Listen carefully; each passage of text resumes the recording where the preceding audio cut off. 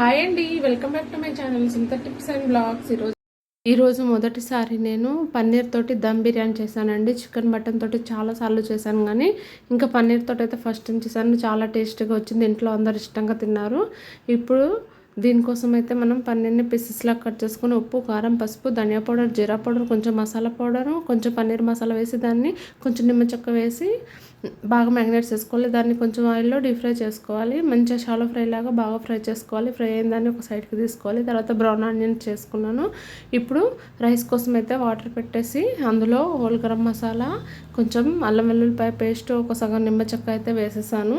ఇది బాయిలింగ్కి వచ్చే వరకు అయితే మనము ఒక ప్యాన్ పెట్టుకొని అందులో నేను ఆనియన్స్ ఫ్రై చేసిన ఆయిల్ వేసుకున్నాను. అందులో హోల్ గరం మసాలా వేసి అది కొంచెం ఫ్రై అయిన తర్వాత పచ్చిమిర్చి వేసి ఆనియన్స్ వేసి బాగా కలిపేసుకోవాలి. ఇది బాగా ఫ్రై అయిపోయిన తర్వాత 1 స్పూన్ అల్లం వెల్లుల్లిపాయ పేస్ట్ వేసి పచ్చివాసన అంతా పోయేంత వరకు అయితే మనం కలిపేసుకోవాలి. ఇప్పుడు బాయిల్డ్కి వచ్చాయి వాటర్.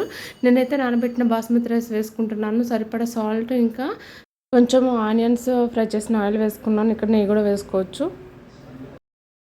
ఆ తర్వాత ఈ గ్రేవీలోకి అయితే కొంచెం పుదీనా, కొత్తిమీర వేసుకోవాలి. తర్వాత టమాటా, ఒక 2 క్యారెట్ వేసి సరిపడా సాల్ట్ వేసి బాగా మగ్గించుకోవాలి. ఇది బాగా మగ్గిన తర్వాత ఉప్పు, కారం, పసుపు, ధనియా పౌడరు, కొంచెం మసాలా, గరం మసాలా వేసి బాగా కలిపేసుకోవాలి. ఇది బాగా కలిసిన తర్వాత పెరుగు వేసుకోవాలి. పెరుగు వేసుకున్నప్పుడు లో టు మీడియం ఫ్లేమ్లోనే పెట్టుకోవాలి. బాగా కలిపేసుకొని కొంచెం బ్రౌన్ ఆనియన్స్ అయితే ఇక్కడ వేసుకున్నాను. ఇప్పుడైతే బాగా మగ్గించుకొని ఆయిల్ అంతా పైకి వచ్చిన తర్వాత మనం ఫ్రై చేసుకున్న పన్నీర్ పీసెస్ వేసుకొని బాగా కలిపేసుకోవాలి. నెమ్మదిగా కలిపేసుకోవాలి.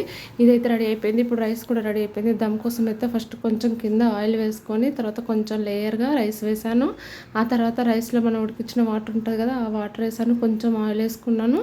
ఆ తర్వాత పై నుండి బ్రౌన్ ఆనియన్స్ వేసి కొంచెం పుదీనా వేసి మనం తయారు చేసి పెట్టుకున్న గ్రేవీ మొత్తం మధ్యలో వేసుకుంటున్నాను. ఆ తర్వాత మిగిలిన ఆయిల్ అయితే ఆపేసాను లాస్ట్లో వేద్దామని. ఇంకా పైనుండి కూడా కొంచెం బ్రౌన్ ఆనియన్స్ వేసుకొని ఇంకో లేయర్ అయితే రైస్ వేసుకుంటున్నాను. 2 లేయర్స్ కిందనే వేసాను.